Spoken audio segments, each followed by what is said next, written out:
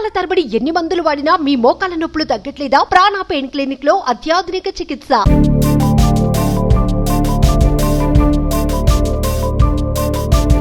ఈరోజు పెద్దలు గౌరవనీయులు అశోక్ గారిని కలవాలనే ఉద్దేశంతో హైదరాబాద్ నుంచి డైరెక్ట్ రావడం జరిగింది. ఎందుకంటే ఇద్దరం కలిసి 83లో నందమూరి తారక రామారావు గారి నాయకత్వంలో తెలుగుదేశంలో జాయిన్ అయ్యాం. అప్పటికే అశోక్ గారికి అనుభవం వ్యక్తి. నేను చిన్న వయసులో 25 సంవత్సరాల్లోనే పార్టీలో జాయిన్ అవ్వడం జరిగింది. ఆ రోజు ఎన్టీ రామారావు గారి ఆశీర్వాదంతో ఇప్పటి వరకు నేను అనేక పదవులు చేసిన సంగతి కూడా మీకు తెలుసు. చిన్న వయసులోనే ఎమ్మెల్యే అవడం, 27 సంవత్సరాల్లోనే మంత్రి అవడం, 5 సార్లు మంత్రి, ఒకసారి ఎంపీ, ఇలా చేసుకుంటూ ఈ స్థాయికి ఎదిగిన సంగతి కూడా మీకు తెలుసు. అయితే ఇప్పుడు అనుకోకుండా చంద్రబాబు నాయుడు గారు ఈసారి నాకు డిఫరెంట్ గా చూశారు. స్పీకర్ పదవి ఇచ్చారు. ఎందుకంటే ఇప్పటి వరకు చేసినటువంటి ఈ పోర్ట్ఫోలియో అన్ని ఒక లైన్ లో వెళ్తే ఇది సెపరేట్ రాజ్యాంగ పరమైనటువంటి కుర్చీ, అది చైర్.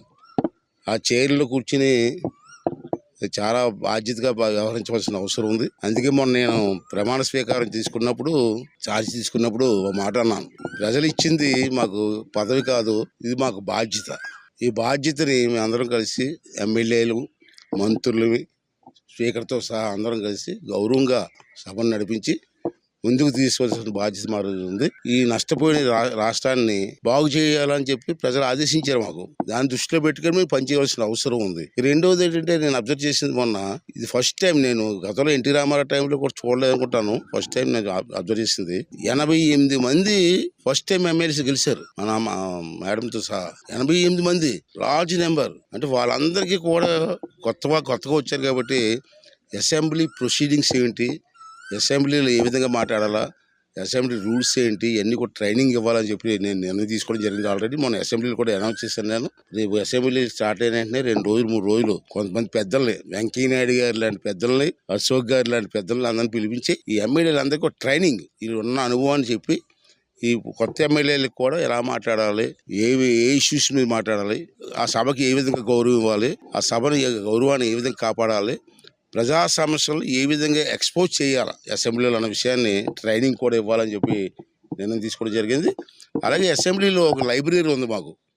పూర్వం పెద్దలు గౌతు లచ్చన్న గారు లాంటి పెద్దలు, ఎంతోమంది పెద్దలు, మన ఎవరంటే వెంకయ్య నాయుడు గారు లాంటి పెద్దలు మాట్లాడేటువంటి స్పీచెస్ అన్ని కూడా లైబ్రరీలో ఉన్నాయి. అంటే వీళ్ళందరూ వెళ్ళి లైబ్రరీలో 1-2 గంటలు కూర్చి నా స్పీచెస్ అని చదవగలిగితే, వాళ్ళు మాట్లాడి చదవగలిగితే అది ఒక కొత్త ఎడ్యుకేషన్ మనకి ఎంతో ఉపయోగపడుతుంది. అవన్నీ కూడా ఏర్పాటు చేసి ఈ కొత్త మెంబర్లు అందరికీ కూడా ట్రైనింగ్ ఇచ్చి వాళ్ళందరినీ అసెంబ్లీలో స్వేచ్ఛగా మాట్లాడే అవకాశం ఇచ్చి, అవసరమైతే అసెంబ్లీ పొడిగిద్దాం ఉంటుంది, నష్టమే ఉంది.